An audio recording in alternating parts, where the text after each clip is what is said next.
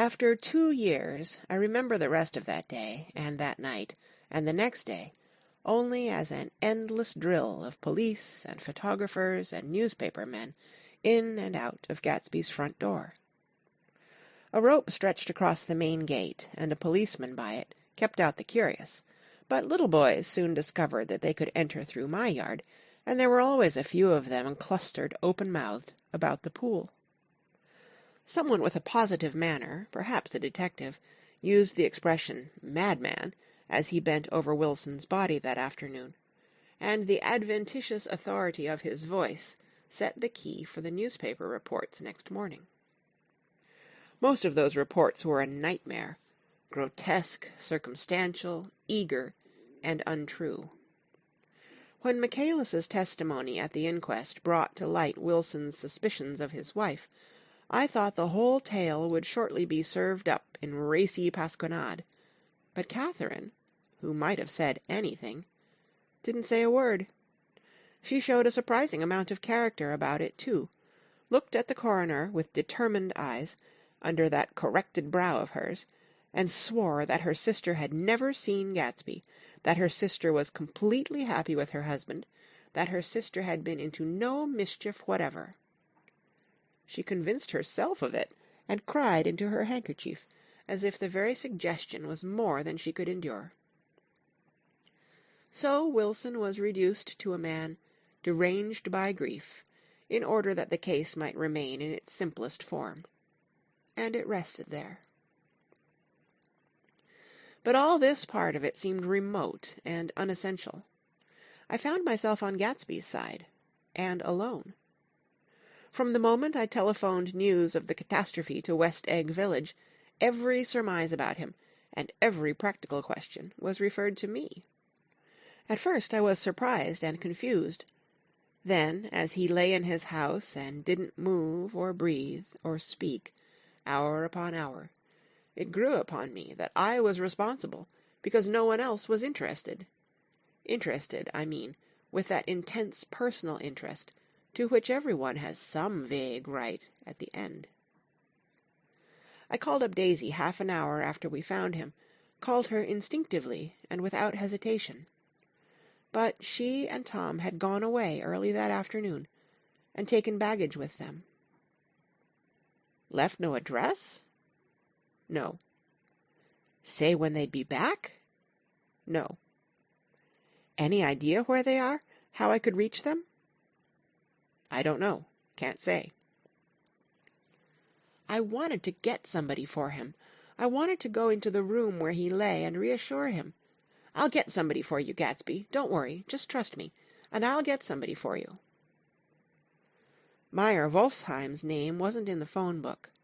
The butler gave me his office address on Broadway, and I called information, but by the time I had the number it was long after 5, and no one answered the phone. Will you ring it again? I've rung them 3 times. It's very important. Sorry, I'm afraid no one's there. I went back to the drawing-room and thought for an instant that they were chance visitors, all these official people who suddenly filled it. But as they drew back the sheet and looked at Gatsby with unmoved eyes, his protest continued in my brain.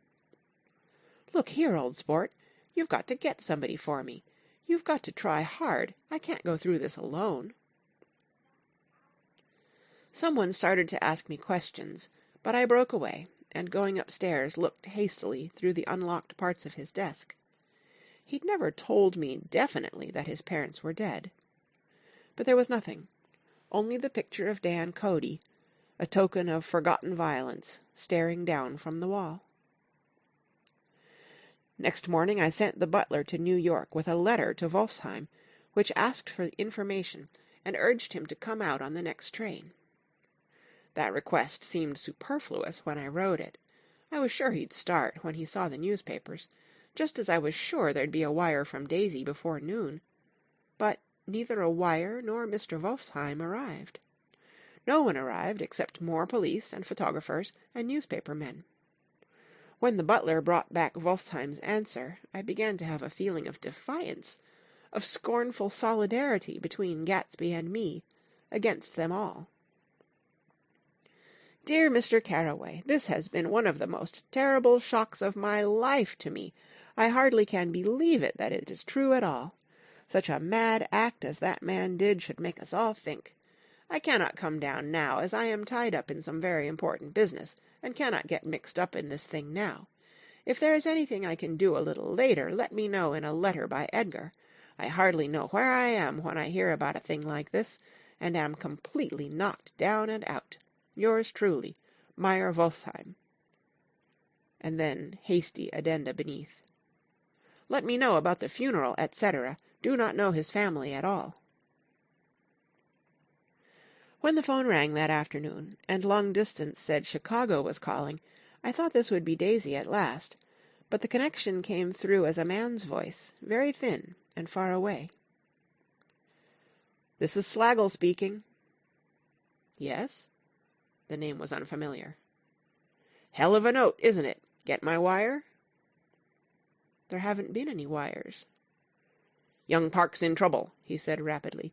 "They picked him up when he handed the bonds over the counter. They got a circular from New York giving him the numbers just 5 minutes before.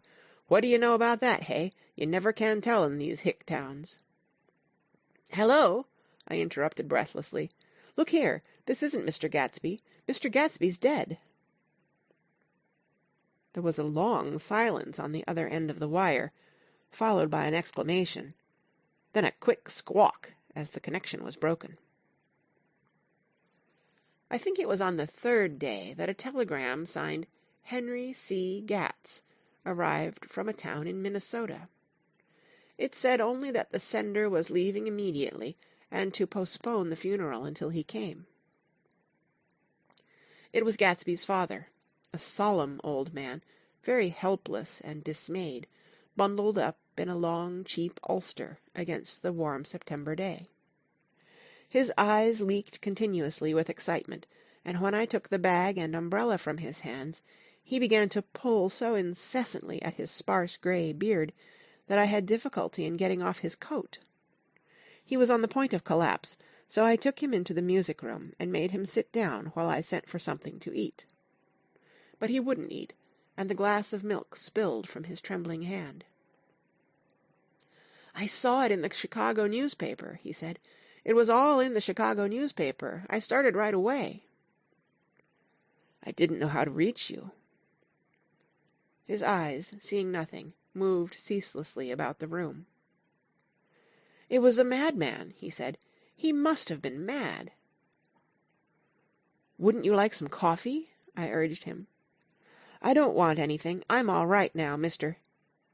Carraway." "Well, I'm all right now. Where have they got Jimmy?" I took him into the drawing-room, where his son lay, and left him there. Some little boys had come up on the steps and were looking into the hall. When I told them who had arrived, they went reluctantly away. After a little while, Mr. Gatz opened the door and came out, his mouth ajar, his face flushed slightly, his eyes leaking isolated and unpunctual tears. He had reached an age where death no longer has the quality of ghastly surprise, and when he looked around him now for the first time, and saw the height and splendor of the hall, and the great rooms opening out from it into other rooms, his grief began to be mixed with an awed pride. I helped him to a bedroom upstairs. While he took off his coat and vest, I told him that all arrangements had been deferred until he came. "I didn't know what you'd want, Mr. Gatsby." "Gatz is my name." "Mr. Gatz, I thought you might want to take the body west." He shook his head. "Jimmy always liked it better down east. He rose up to his position in the East. Were you a friend of my boy's, Mr.?" "We were close friends." "He had a big future before him, you know. He was only a young man, but he had a lot of brain power here." He touched his head impressively, and I nodded. "If he'd have lived, he'd have been a great man. A man like James J. Hill. He'd have helped build up the country." "That's true," I said, uncomfortably.